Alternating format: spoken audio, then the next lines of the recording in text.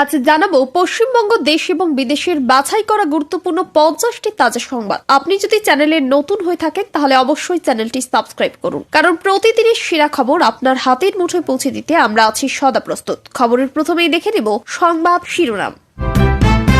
শুভেন্দুকে জুতো দেখিয়ে চোর চোর স্লোগান, তৃণমূলপন্থীদের বিএলওদের বিক্ষোভের মুখে বিরোধী দলনেতা। এসআইআর নিয়ে সুপ্রিম কোর্টের নির্দেশের প্রতিক্রিয়া দিল বিজেপির রাজ্য সভাপতি শ্রমিক ভট্টাচার্য। কেন্দ্রীয় বাহিনীকে জামাই আদরে বসিয়ে রাখলেই হবে, থাকবে জিপিএস বার্তা কমিশনের। 2011-তে সিপিএম কে উৎখাত করেছিলাম, এবার টিএমসি কে তাড়াবো, বিস্ফোরক শুভেন্দু অধিকারী। ভাতারের ভিডিও এর অপসারণের দাবি তুললেন বিজেপির যুব নেতা। শুভেন্দুর বিস্ফোরক চার্জশিট, তৃণমূলের শেষ খেলার রহস্য ফাঁস করলেন বিরোধী দলনেতা। 80 দিন লাগবে, শুধু বাংলার বিচারকরা এসআইআর কাজ করলে ভিন রাজ্যেরও জাজ আনতে বলল এসসি। মমতার আর্জিতেই মান্যতা সুপ্রিম কোর্টের, কমিশনের ব্যর্থতা কটাক্ষ তৃণমূলের। বাংলার ভোটার তালিকা নিয়ে সুপ্রিম কোর্টের বিরাট রায়, 28 ফেব্রুয়ারির পর কি আর নাম তোলা যাবে? কাঠগড়ায় কমিশন, 12,000 চাকরি প্রার্থীর নিয়োগ 20 বাউ জলে, ক্ষুব্ধ কোর্ট দিল বিরাট নির্দেশ। 4 দিনে 70 লক্ষ নথি দেখা সম্ভব, প্রধান বিচারপতির সঙ্গে বৈঠকের পর কমিশন বলল কাজ চলছে। আকাশে ওড়ার পরেই আছড়ে পড়ল সমুদ্র, আন্দামানে ভয়ঙ্কর দুর্ঘটনার কবলে হেলিকপ্টার, পবন ধ্বংস। রুট বদলে কাল হলো, এয়ার অ্যাম্বুলেন্স ভেঙে পড়ে 7 জনেরই মৃত্যু। যুবককে বাঁচাতে 8 লক্ষ টাকা ধার করে চার্টার্ড বিমান ভাড়া করে দিল্লি যাচ্ছিল ঝাড়খণ্ডের পরিবার, দেখুন শেষ হলো দুর্ঘটনায়। দক্ষিণ কলকাতার স্টারদান এভিনিউয়ের আনন্দ আবাসনে আগুন, ঘটনাস্থলে দমকলের একাধিক ইঞ্জিন, আতঙ্কিত আবাসিকেরা। বিরাটের একটি বাড়িতে অগ্নিকাণ্ডে 5 শিশু সহ 6 জনের মৃত্যু।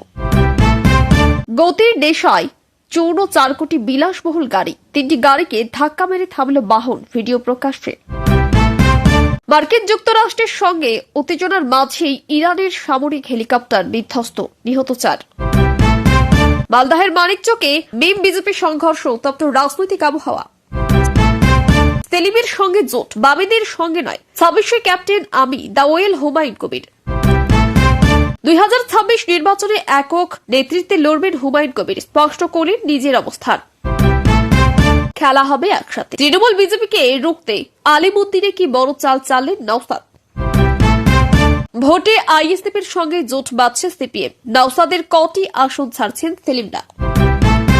বামেরা ভাঙ্গর ছাড়ছে আইএসএফকেই, প্রার্থী ফের নওশাদ, যা জানালেন আজকাল উড ইনকে।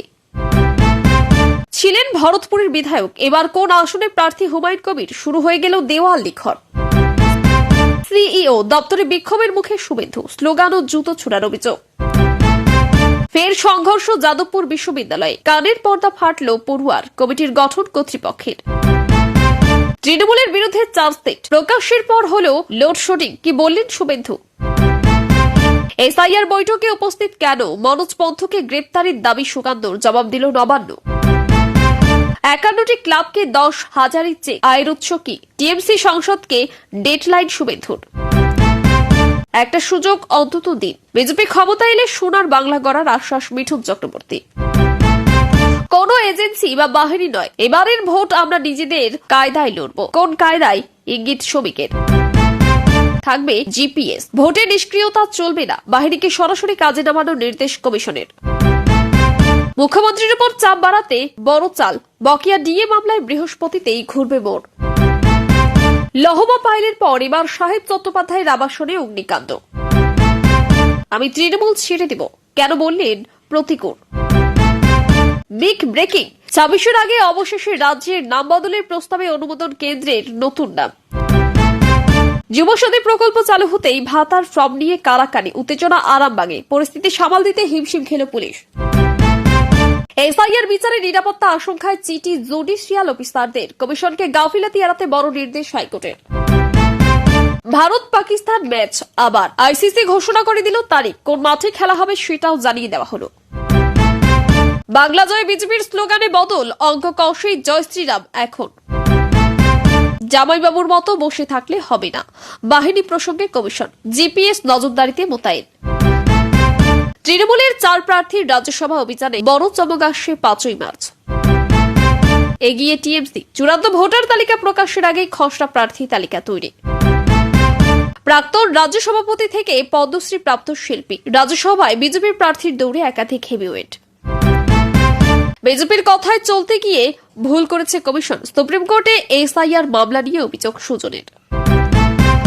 আবহাওয়া দপ্তরের পূর্বাভাস মিলিয়ে বজ্রবিদ্যুৎ সহ বৃষ্টিপাত, মঙ্গল ভোরে বৃষ্টি নামল কলকাতা সহ দক্ষিণবঙ্গে। দার্জিলিং এ তুষারপাত চলছে, মনোরম পরিবেশের মাঝেই আচমকা আতঙ্ক নামল সিকিমে, 46 পর্যটককে উদ্ধার। অক্ষরে অক্ষরে মিলল পূর্বাভাস, মাঝরাত থেকে বৃষ্টি, আজ কোন কোন জেলা ভিজবে। মঙ্গলের ভোর থেকে বজ্রবিদ্যুৎ সহ বৃষ্টি কলকাতা সহ একাধিক জেলায়। আবহাওয়ার ভোল বদল, কতদিন চলবে দুর্যোগ। কেরলও এখন কেরলম, বাংলার বেলায় গড়িমসি, বঞ্চনায় বিজেপি সিপিএম, লিখিত জোট দেখছেন ক্ষুব্ধ মমতা। মালদাহে সেক্স ড্রাগ সিন্ডিকেট, কোটি টাকার নীল নেশার মরণ ফাঁদ, রুখল পুলিশ। কেরল পেল কেরলম, বাংলার কপালে কেন শুধু বঞ্চনা, মোদী সরকারকে বেঞ্জির আক্রমণ মমতার। বাজনার তালে নাচতে নাচতে দাদুর মরদেহ শ্মশান ঘাটে নিয়ে গেল নাতি নাতনিরা, যুক্তিও দিল। ভরা বাজারে ভেঙে পড়ল জ্বলন্ত হেলিকপ্টার, মুহূর্তে তছনছ, আর্তনাদ, মৃতদেহের স্তূপ। 26-এর আগে তুঙ্গে বাকযুদ্ধ, শুভেন্দুর বিতর্কিত মন্তব্যের তালিকা প্রকাশ করে বিভাজনের রাজনীতির তো তৃণমূলের। রাজনৈতিক প্রচারের জন্য কেবল যুবসাথী, বিধানসভা ভোটের আগে ফের বিতর্কিত মন্তব্য দিলীপ ঘোষের। এতক্ষণ শুনছিলাম সংবাদ শিরোনাম, এবার আসি খবরের বিস্তারিত। এর আগে একটি ছোট্ট রিকোয়েস্ট, আপনি যদি চ্যানেলে নতুন হয়ে থাকেন তাহলে অবশ্যই চ্যানেলটি সাবস্ক্রাইব করুন। বিরোধী দলনেতা শুভেন্দু অধিকারী একটি সরকারি কর্মসূচিতে যোগ দিতে গেলে সেখানে উত্তেজনাপূর্ণ পরিস্থিতির সৃষ্টি হয় এবং তাকে ঘিরে বিক্ষোভ দেখানো হয়। অভিযোগ, কিছু বিএলও কর্মী এবং তৃণমূল সমর্থক তার উপস্থিতির বিরোধিতা করে স্লোগান দিতে শুরু করেন এবং চোর চোর বলে প্রতিবাদ জানান। এমনকি তাকে লক্ষ্য করে জুতো দেখানোর ঘটনাও ঘটে বলে অভিযোগ। এর ফলে কিছু সময়ের জন্য এলাকায় বিশৃঙ্খলার পরিস্থিতি তৈরি হয় এবং নিরাপত্তা নিয়ে উদ্বেগ দেখা দেয়। পরিস্থিতি সামাল দিতে পুলিশ দ্রুত ঘটনাস্থলে পৌঁছে নিরাপত্তা বলয় তৈরি করে এবং শুভেন্দু অধিকারীকে সেখান থেকে নিরাপদে সরিয়ে নিয়ে যাওয়া হয়। এই ঘটনাকে কেন্দ্র করে রাজনৈতিক মহলে তীব্র প্রতিক্রিয়া শুরু হয়েছে। বিরোধী শিবির এই ঘটনাকে গণতান্ত্রিক অধিকার খর্ব করার উদাহরণ হিসেবে তুলে ধরেছে। অন্যদিকে শাসক দল বলছে এটি সাধারণ মানুষের ক্ষোভের বহিঃপ্রকাশ। এসআইআর বা ভোটার তালিকা সংশোধন প্রক্রিয়া নিয়ে সুপ্রিম কোর্টের নির্দেশের পর বিজেপির রাজ্য সভাপতি শ্রমিক ভট্টাচার্য বিস্তারিত প্রতিক্রিয়া জানিয়েছেন। তিনি বলেন, এই প্রক্রিয়ার মাধ্যমে প্রকৃত ভোটারদের নাম তালিকায় রাখা এবং ভুয়ো নাম বাদ দেওয়া অত্যন্ত জরুরি। তার মতে আদালতের নির্দেশ নির্বাচন প্রক্রিয়াকে আরো স্বচ্ছ এবং নিরপেক্ষ করতে সাহায্য করবে। তিনি আরো অভিযোগ করেন, অতীতে ভোটার তালিকা নিয়ে নানা বিতর্ক তৈরি হয়েছে, তাই এই যাচাই প্রক্রিয়া অত্যন্ত গুরুত্বপূর্ণ। শাসক দল অবশ্য এই অভিযোগ অস্বীকার করে জানিয়েছে পুরো প্রক্রিয়া আইন মেনেই চলছে এবং আদালতের নির্দেশ মেনে সব কাজ করা হবে। নির্বাচন কমিশন কেন্দ্রীয় বাহিনীর কার্যকলাপ আরও স্বচ্ছ ও নিয়ন্ত্রণ রাখতে বড় সিদ্ধান্ত নিয়েছে। জানা গেছে, এবার কেন্দ্রীয় বাহিনীর প্রতিটি টিমের গতিবিধি নজরদারির আওতায় রাখতে জিপিএস ট্র্যাকিং ব্যবস্থা চালু করা হবে। এর ফলে বাহিনী কোথায় মোতায়েন রয়েছে এবং কিভাবে কাজ করছে তা সরাসরি পর্যবেক্ষণ করা সম্ভব হবে। কমিশনের মতে এই পদক্ষেপ নেওয়ার মূল উদ্দেশ্য হল নির্বাচন চলাকালীন নিরাপত্তা নিশ্চিত করা এবং কোনো ধরনের অভিযোগ বা অনিয়মের সুযোগ কমিয়ে আনা। প্রশাসনিক মহলের মতে এই ধরনের প্রযুক্তি ব্যবহারের ফলে নির্বাচন আরও স্বচ্ছ এবং বিশ্বাসযোগ্য হবে। রাজ্যের রাজনৈতিক পরিস্থিতি নিয়ে শুভেন্দু অধিকারী ফের তীব্র মন্তব্য করেছেন। তিনি বলেন, অতীতে যেমন রাজনৈতিক পরিবর্তন হয়েছে তেমনি ভবিষ্যতেও পরিবর্তন সম্ভব। তিনি উল্লেখ করেন, 2011 সালে রাজ্যে বড় রাজনৈতিক পরিবর্তন ঘটেছিল এবং এবারও মানুষ পরিবর্তনের পক্ষে মত দিতে পারেন। তার মতে রাজ্যের মানুষ বর্তমান পরিস্থিতি নিয়ে অসন্তুষ্ট এবং সেই কারণেই তারা বিকল্প নেতৃত্বের দিকে তাকিয়ে আছে। তার এই মন্তব্য প্রকাশ্যে আসার পর রাজনৈতিক মহলে তীব্র প্রতিক্রিয়া তৈরি হয়েছে। শাসক দল অবশ্যই মন্তব্যকে গুরুত্ব না দিয়ে বলছে মানুষ উন্নয়নের পক্ষে রয়েছে। রাজ্য সরকারের বিরুদ্ধে একাধিক দুর্নীতির অভিযোগ তুলে শুভেন্দু অধিকারী কিছু নথি প্রকাশ্যে আনেন এবং দাবি করেন প্রশাসনের বিভিন্ন স্তরে অনিয়ম হয়েছে। তিনি বলেন, এই বিষয়গুলি সামনে আনা জরুরি যাতে সাধারণ মানুষ সত্য জানতে পারেন। তার মতে এই অভিযোগগুলি নিরপেক্ষভাবে তদন্ত করা উচিত এবং দোষীদের বিরুদ্ধে ব্যবস্থা নেওয়া উচিত। এই ঘটনাকে কেন্দ্র করে রাজনৈতিক মহলে তীব্র চাপানোতর শুরু হয়েছে। তৃণমূল কংগ্রেস এই অভিযোগকে সম্পূর্ণ ভিত্তিহীন বলে দাবি করেছে এবং বলেছে বিরোধীরা রাজনৈতিক উদ্দেশ্যে এই ধরনের অভিযোগ করছে। সুপ্রিম কোর্ট ভোটার তালিকা যাচাই প্রক্রিয়া দ্রুত শেষ করার জন্য গুরুত্বপূর্ণ নির্দেশ দিয়েছে। আদালত জানিয়েছে শুধুমাত্র রাজ্যের বিচারকদের উপর নির্ভর করলে পুরো প্রক্রিয়া সম্পূর্ণ করতে অনেক বেশি সময় লাগতে পারে, তাই অন্য রাজ্যের বিচারকদেরও এই কাজে যুক্ত করার পরামর্শ দেওয়া হয়েছে। আদালতের মতে এই পদক্ষেপের ফলে কাজ দ্রুত শেষ করা সম্ভব হবে এবং নির্বাচন প্রক্রিয়ায় কোনো বিলম্ব হবে না। এই নির্দেশের পর প্রশাসনিক স্তরে তৎপরতা বেড়েছে এবং দ্রুত কাজ শেষ করার জন্য পরিকল্পনা নেওয়া হয়েছে। এসএসসি নিয়োগ সংক্রান্ত মামলায় আদালত কড়া অবস্থান নিয়েছে এবং নিয়োগ প্রক্রিয়া নিয়ে গুরুতর প্রশ্ন তুলেছে। জানা গেছে বহু চাকরি প্রার্থীর নিয়োগ নিয়ে অসঙ্গতির অভিযোগ উঠেছে এবং এই বিষয়টি আদালতের নজরে এসেছে। আদালত কমিশনের ভূমিকা নিয়ে অসন্তোষ প্রকাশ করেছে এবং পুরো বিষয়টি বিস্তারিতভাবে খতিয়ে দেখার নির্দেশ দিয়েছে। এই ঘটনায় চাকরি প্রার্থীদের মধ্যে উদ্বেগ ও অনিশ্চয়তা তৈরি হয়েছে। অনেকেই তাদের ভবিষ্যৎ নিয়ে দুশ্চিন্তায় পড়েছে। বিষয়টি নিয়ে রাজনৈতিক মহলেও ব্যাপক প্রতিক্রিয়া দেখা দিয়েছে এবং দ্রুত সমাধানের দাবি উঠেছে। আন্দামান ও নিকোবর দ্বীপপুঞ্জের কাছে একটি পবন হংস হেলিকপ্টার ভয়াবহ দুর্ঘটনার কবলে পড়েছে। জানা গেছে হেলিকপ্টারটি উড্ডয়নের কিছুক্ষণ পরেই আচমকা নিয়ন্ত্রণ হারিয়ে সমুদ্রে আছড়ে পড়ে। এই ঘটনায় তৎক্ষণাৎ উদ্ধার অভিযান শুরু করা হয় এবং নৌবাহিনী ও কোস্ট গার্ডের দল ঘটনাস্থলে পৌঁছে উদ্ধার কাজে অংশ নেয়। দুর্ঘটনার কারণ এখনো স্পষ্ট জানা যায়নি, তবে প্রাথমিকভাবে প্রযুক্তিগত ত্রুটি বা আবহাওয়ার সমস্যা থাকতে পারে বলে মনে করা হচ্ছে। এই দুর্ঘটনার সামনে আসার পর বিমান নিরাপত্তা নিয়ে নতুন করে উদ্বেগ তৈরি হয়েছে এবং সংশ্লিষ্ট কর্তৃপক্ষ বিস্তারিত তদন্ত শুরু করেছে।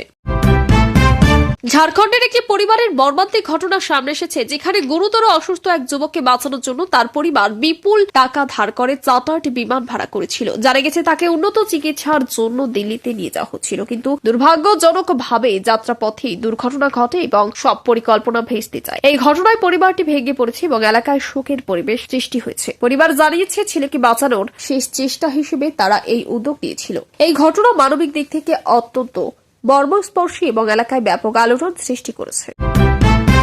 দক্ষিণ কলকাতার সাদার্ন এরিভিউ এলাকায় একটি বহুতল আবাসনের হঠাৎ আগুন লাগার ঘটনা ঘটে। জানা গেছে আনন্দ আবাসন নামে একটি ভবনের একটি অংশ থেকে আগুনের সূত্রপাত হয় এবং দ্রুত তা ছড়িয়ে পড়ে। আগুন লাগার পর আবাসনের বাসিন্দাদের মধ্যে আতঙ্ক ছড়িয়ে পড়ে এবং অনেকেই দ্রুত নিচে নেমে আসে। খবর পেয়ে দমকলের একাধিক ইঞ্জিন ঘটনাস্থলে পৌঁছে আগুন নিয়ন্ত্রণে আনে। প্রাথমিকভাবে মনে করা হচ্ছে বৈদ্যুতিক গোলযোগ থেকে আগুন লাগতে পারে। এই ঘটনায় বড় ধরনের প্রাণহানির খবর না পাওয়া গেলেও ক্ষয়ক্ষতির পরিমাণ খতিয়ে দেখা হচ্ছে।